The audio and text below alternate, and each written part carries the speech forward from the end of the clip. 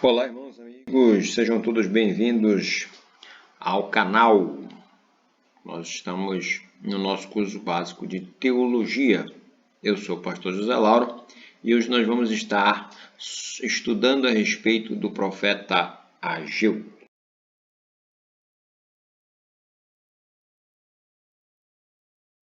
Você que está chegando agora e ainda não é inscrito no canal, se inscreva, ative o sininho de notificação, dê seu like, faça seu comentário, sua pergunta. Isso é muito importante aqui para nós do canal. Vai ser notificado pelo YouTube toda vez que nós postarmos algum vídeo.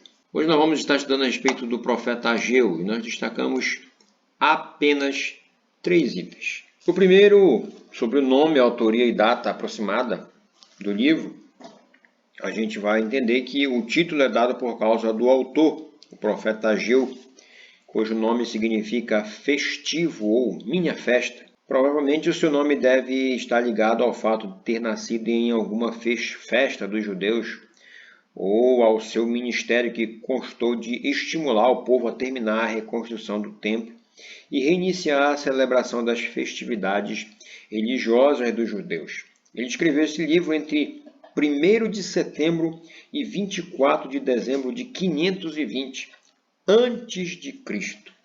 É um dos livros que tem mais precisão a respeito da data. E aí a gente observa uma coisa. É muito importante que a Bíblia seja lida sistematicamente. Quando a gente faz isso, a gente percebe que o profeta Ageu ele foi contemporâneo de Esdras e participou ativamente na motivação do povo para reconstruir a casa do Senhor. A gente vê em Esdras 5, 1 e 2. O livro de Esdras, portanto, fornece um pano de fundo importante à boa compreensão tanto de Ageu quanto de Zacarias. Em Esdras, capítulo 6, versículos 14 e 15, nós temos a informação de que o segundo templo foi concluído no dia 3 do mês de Adar, é fevereiro ou março, entre fevereiro e março, no 6º ano do rei Dario, que dá por volta de 515 a.C. Então essa data, em conexão com o início da pregação de Ageu 1.1, nos leva a entender que o povo, ou que o novo templo foi construído no prazo de aproximadamente 4 anos. Então a gente tem uma outra situação que é curioso. Provavelmente Ageu era um homem idoso, que tivesse visto o primeiro templo, a gente vê no capítulo 2, versículo 3.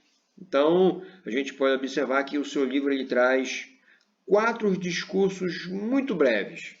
E a gente vai ver que ninguém teve mais crítica na história do povo, e ninguém pode acrescentar, mas teve mais êxito como o profeta Ageu.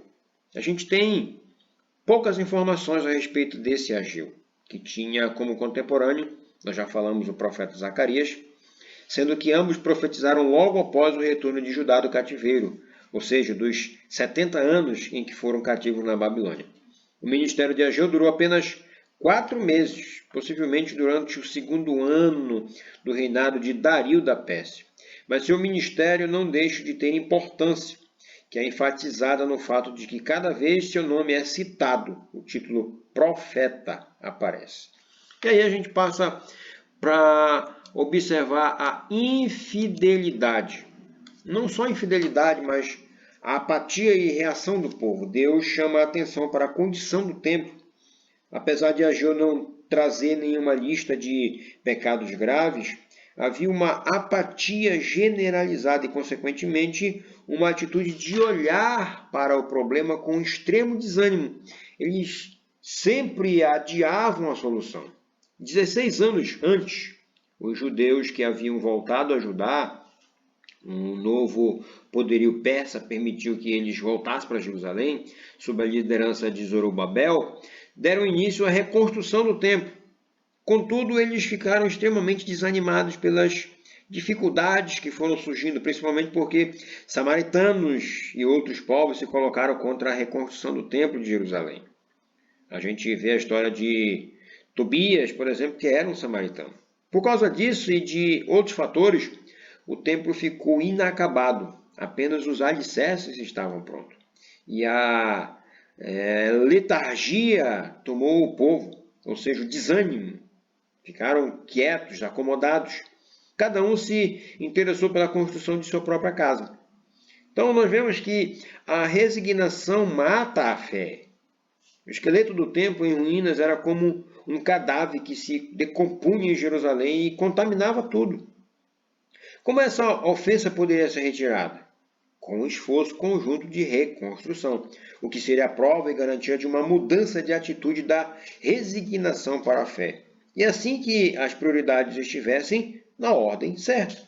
A presença do Senhor entre o povo se tornaria evidente pela prosperidade que acompanharia tanto a construção como a agricultura.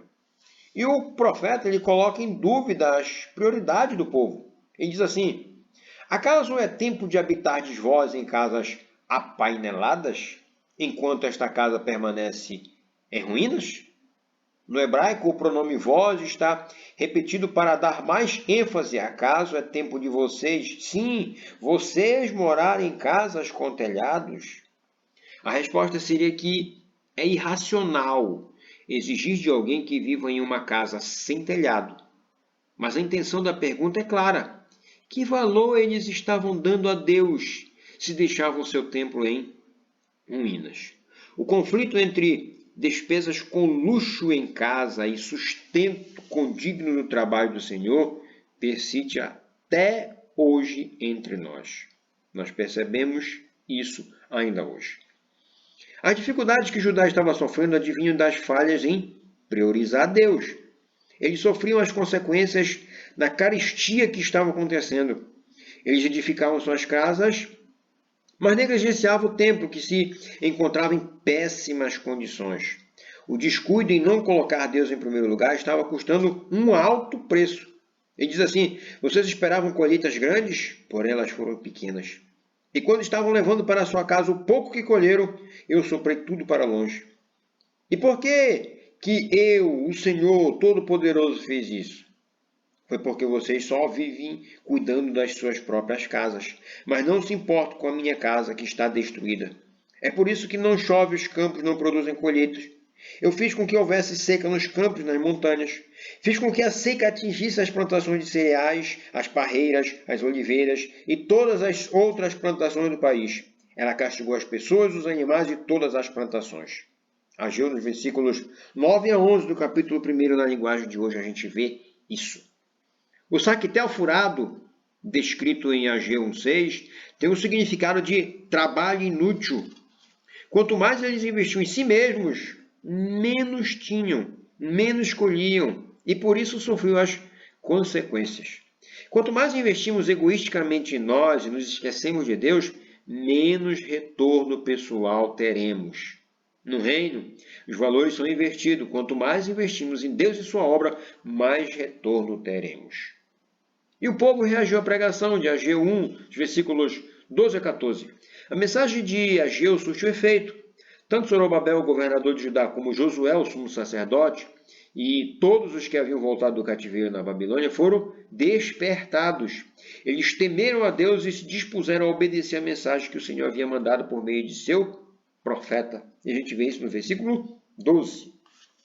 Depois a gente vai ver a obediência a Deus colocada como a maior obra. Quando o templo foi reconstruído, Ageu chamou a atenção do povo para que, em vez de se considerar santo devido ao seu contato com o novo templo, essa geração se lembre de que seus pecados contaminarão a casa do Senhor.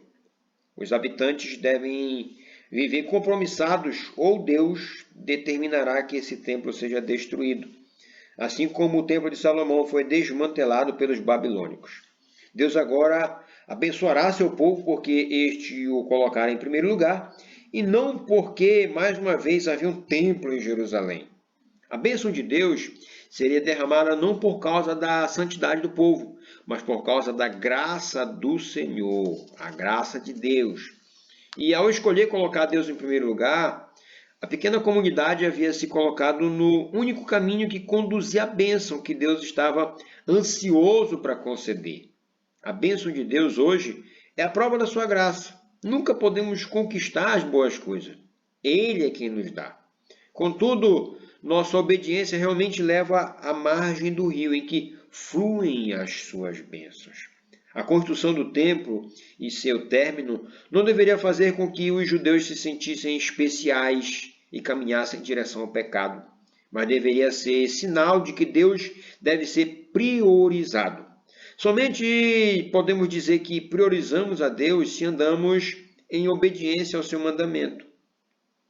E Ageu vai encerrar seu livro com uma profecia ao governador Zorobabel. Ele vai dizer assim: Deus promete que fará Zorobabel semelhante a um anel de selar, que simbolizava especialmente a autoridade real. O anel de selar também era utilizado pelos reis para autenticar documentos oficiais, simbolizando o poder e a autoridade contidos no documento. Trata-se de uma profecia messiânica, tendo em vista que Zorobabel está na árvore genealógica de Jesus, aquele que detém toda a autoridade para governar. Amém? Deus abençoe você, sua casa, sua família. Até a próxima aula, querendo Deus.